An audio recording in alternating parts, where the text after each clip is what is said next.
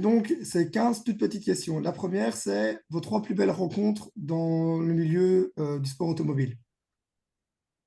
Jules Bianchi, euh, toujours dans mon cœur, euh, les personnes, ils ont une valeur dans la vie. Et Jules, il a une valeur. Ouais, je ne veux pas dire plus. Des habitudes bien à vous lors d'un week-end de Grand Prix ou de course. Pour moi, mon habitude, très important de avoir tout sous contrôle. Donc, c'est que c'est le programme pour moi, tous les rendez-vous, le briefing technique. Donc, d'avoir vraiment tout sous contrôle. Donc, l'habitude pour moi, c'est de vérifier mon agenda avec la personne qui s'occupe de ça dans les week-ends avant la course et après d'être toujours on time. Parce que c'est important aussi de donner à toutes les personnes ça, de montrer le respect pour le travail de tout le monde. Donc, pour moi, c'est plus que de différents rituels, c'est de bien être aligné avec toutes les activités à faire et donc de vérifier tous en avance chaque fois. Sur une touche plus humoristique, est-ce plus simple d'accorder sa garde-robe avec du rouge ou avec du vert? Moi, le couleur qui fait nous gagner, c'est le plus beau. Très bonne Peut-être réponse. le gris dans le futur. Votre Grand Prix préféré au calendrier? Monte Carlo.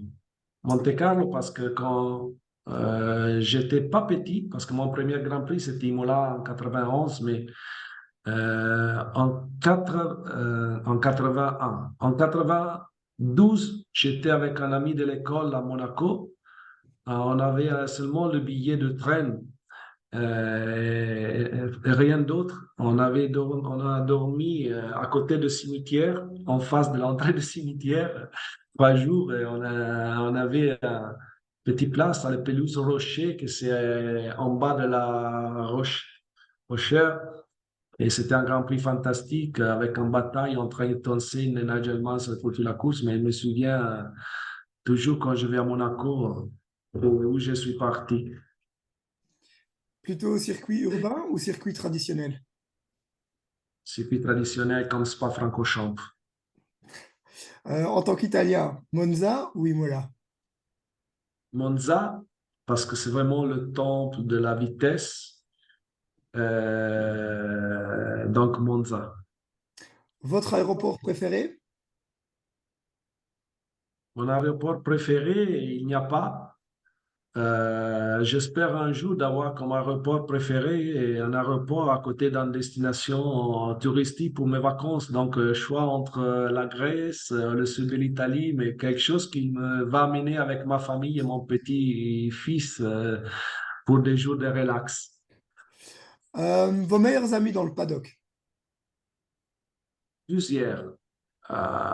J'ai un journaliste qui est toujours, je le connais depuis l'année 2000, Roberto Quinquero, qui est pour Sky Italy, qui est aussi le parrain de mon fils et mon témoin à mon mariage. Mais j'ai plusieurs amis, Frédéric Vasser, James Walls, beaucoup dans les équipes au tout niveau, mécaniciens qui ont été dans mon équipe en GP2 qu'ils ont maintenant de chefs mécaniciens dans des autres équipes. Par exemple, j'avais Marcos Padros, qui est nos ingénieurs, chef ingénieur de Charles Leclerc, qui était mon performance ingénieur en GP2.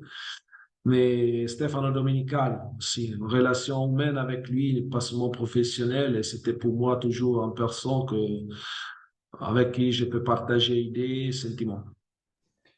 Euh, la prochaine, c'est ce qu'il faut absolument éviter lors des week-ends de Grand Prix. De se paniquer. Et les derniers mots que vous dites aux pilotes avant le début de la course? Je ne parle pas beaucoup avec les pilotes jusqu'avant la course parce que c'est en préparation qu'il faut faire avant.